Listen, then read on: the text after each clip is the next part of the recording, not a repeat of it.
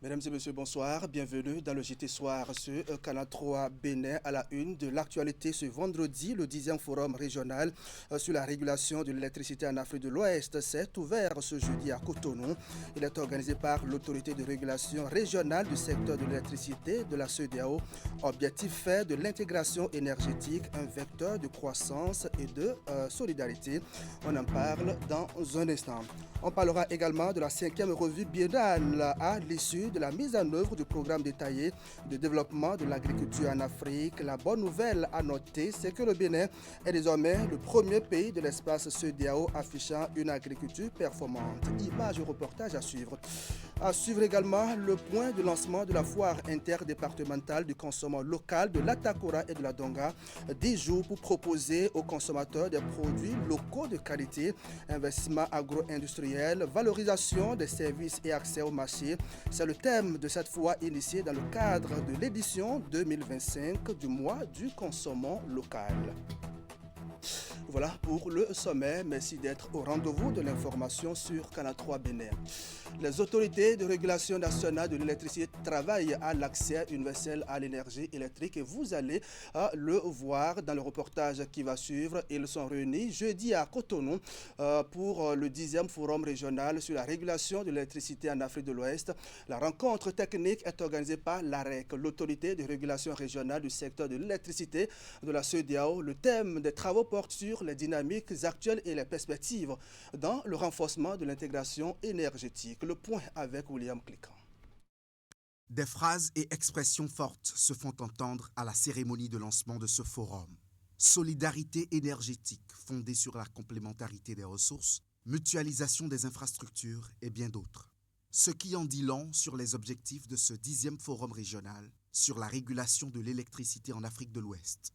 Les États membres de la CEDEAO veulent aller plus loin en termes d'intégration, et ceci au niveau de chaque maillon de la chaîne. Ce 10e forum n'est pas seulement une rencontre technique. C'est un rendez-vous avec l'histoire.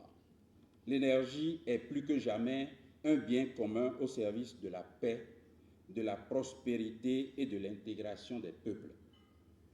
Ensemble, faisons de l'intégration énergétique un vecteur de stabilité, de croissance et de solidarité régionale.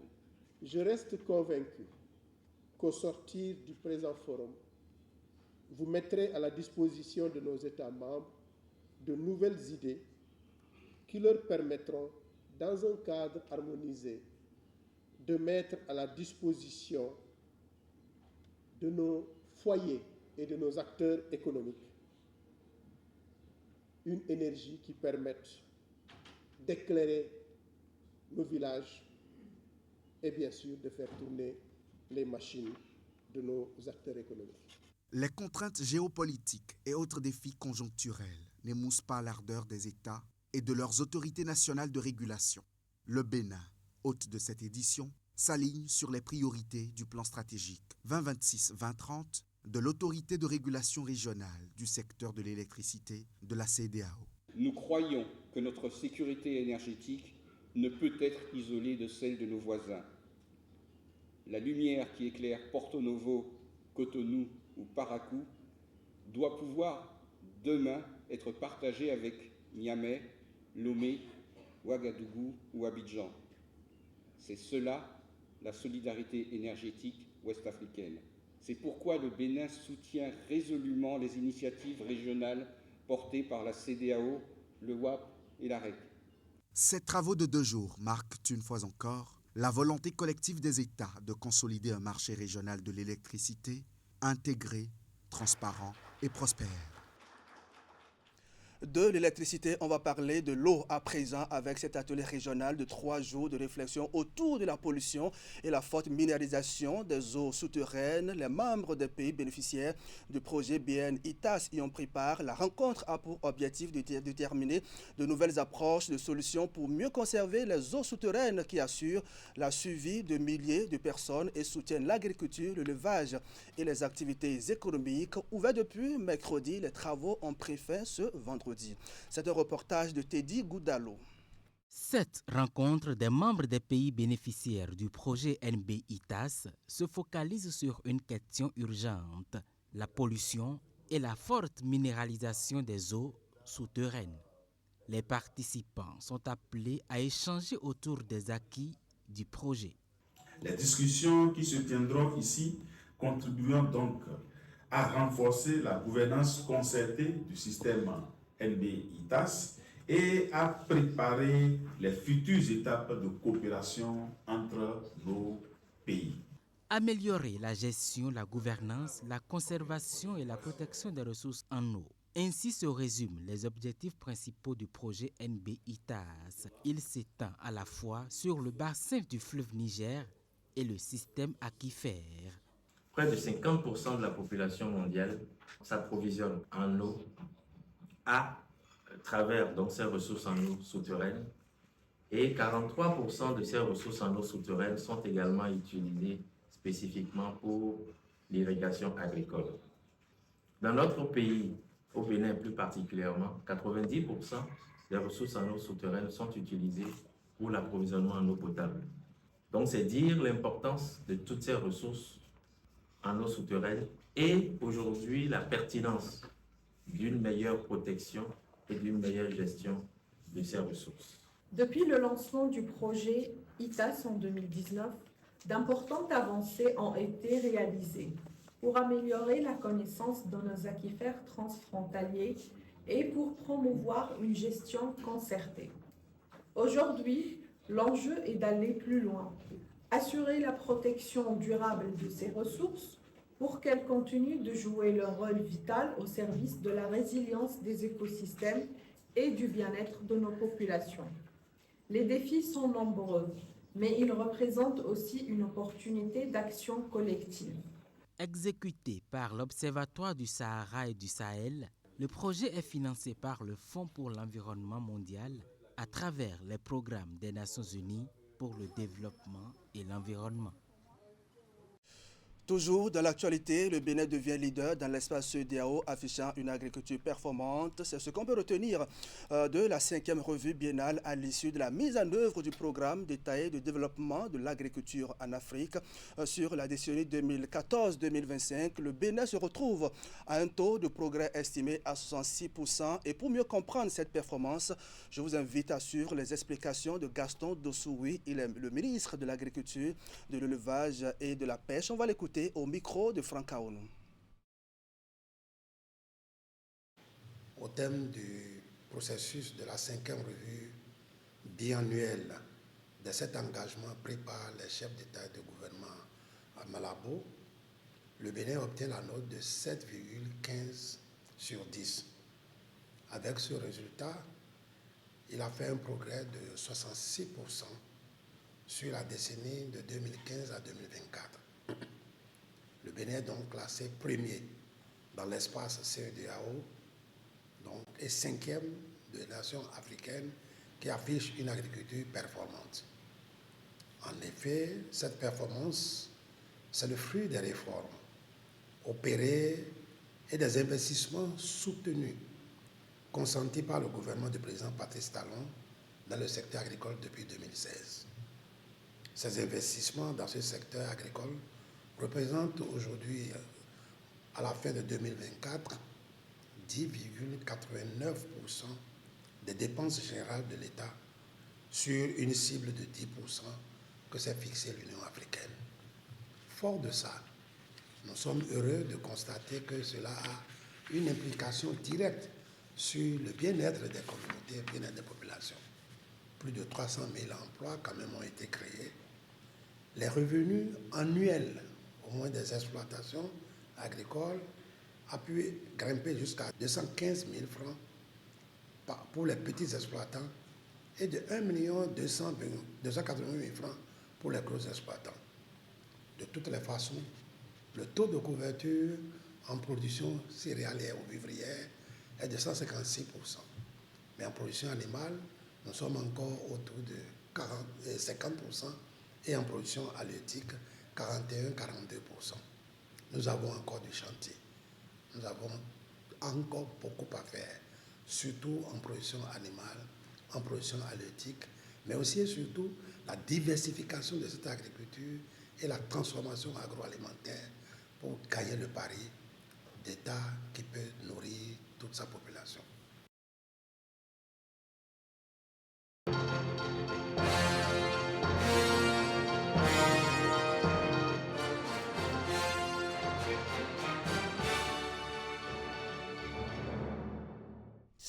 Conformément à son chronogramme, la Commission électorale nationale autonome a lancé l'opération de réception des dossiers de déclaration de candidature pour les élections communales de janvier 2026. Les partis politiques sont attendus donc au siège de la Sénat à compter de ce vendredi jusqu'au mardi 28 octobre 2025. Par la voix de son président Sakalafia, la Commission rassure les candidats des dispositions prises pour le bon déroulement de cette phase du processus électoral. Une plateforme numérique est mise en place pour les accompagner dans la constitution des dossiers. Voici l'essentiel du message du président de la Sénat. Ces élections se construisent dès cette étape de présentation des dossiers de candidature. Mesdames et messieurs les responsables des partis politiques, outre les 8 pièces habituellement requises pour la déclaration des candidatures, une exigence du Code électoral impose à tous les partis politiques de présenter des candidats dans toutes les circonscriptions électorales. Autrement dit, une liste de candidatures doit être constituée pour les 546 arrondissements de notre pays, soit un total de 3 630 candidats titulaires et suppléants par parti politique. La conséquence de cette disposition est claire. L'absence du nombre requis de candidats sur une liste entraînera de fait son rejet par la Sénat sans aucune possibilité de la compléter ultérieurement. Je recommande donc fortement aux partis politiques de procéder aux vérifications nécessaires avant de se présenter devant les agents d'enregistrement de la Sénat. C'est fort de ces constats et dans le souci d'accompagner les partis politiques que la Sénat a conçu et mis à votre disposition une plateforme informatique pour un établissement rapide et efficace de la liste des candidats.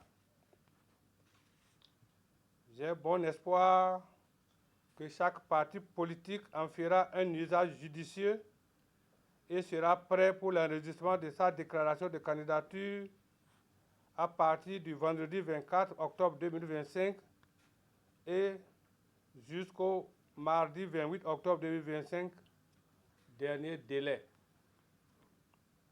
Pour le bon déroulement des opérations, j'invite instamment les partis politiques à ne pas attendre le dernier jour, ni le dernier moment pour se présenter à la Sénat.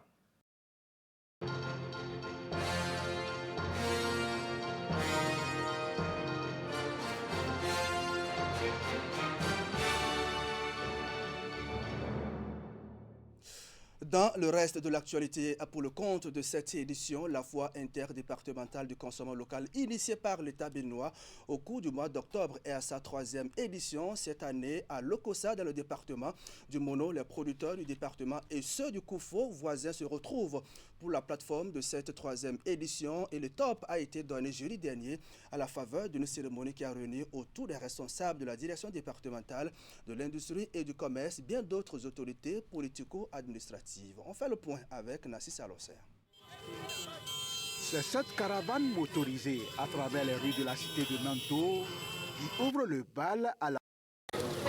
Des ressources et autres articles produits localement dans les départements du Mono et du Koufo exposés ici sur la grande cour de la Maison du Peuple de Lokossa.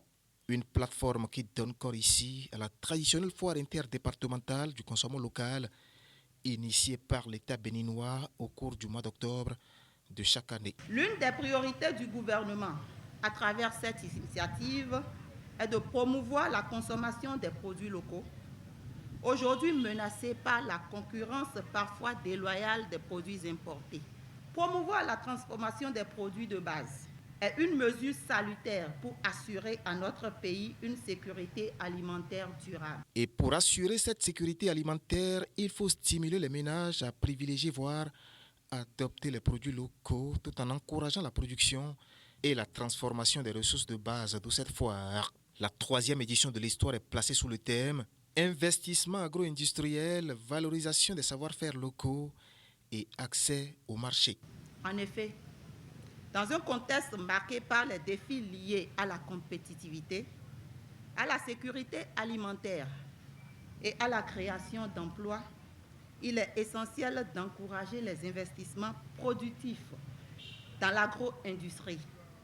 C'est donc avec une fierté et une immense joie qu'ensemble nous nous retrouvons ici, à cette occasion, pour célébrer le talent de nos producteurs, artisans et créateurs, de nos producteurs et de nos créateurs d'œuvres à travers la valorisation de nos richesses et savoir-faire locaux. Pour l'occasion, des dizaines de stands sont installés sur cette esplanade. Une plateforme d'échange et de partenariat, mais aussi un espace d'apprentissage et de visibilité pour les forains.